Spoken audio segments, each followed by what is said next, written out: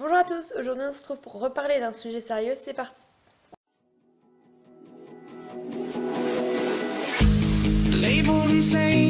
Comme dit dans le titre, aujourd'hui on va parler d'un truc qui a été très peu médiatisé et qui est super grave. Donc on va résumer l'histoire. Le 1er avril, la Novaya Gazeta, un journal russe, met au jour cette affaire. En se basant sur des témoignages, elle déclare que 100 personnes seraient détenues dans des camps de concentration et que 3 auraient été tuées.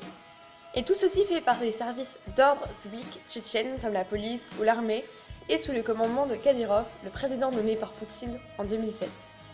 Les personnes qui sont détenues, qui ont entre 16 et 50 ans je précise, seraient torturées pour révéler d'autres noms de personnes de la communauté LGBT.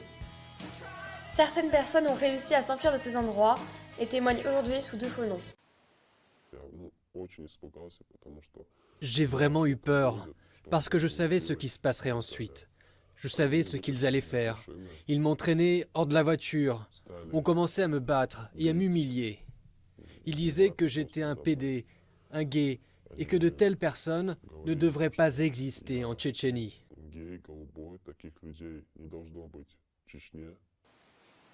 Les autorités ne sont cependant pas l'unique menace qui pèse sur les homosexuels dans cette république musulmane conservatrice.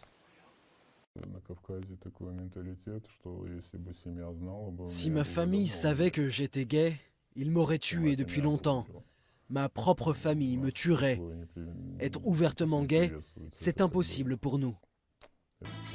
Le porte-parole de Kadyrov a déclaré, je cite, « Vous ne pouvez pas arrêter ou réprimer des gens qui n'existent pas dans la République.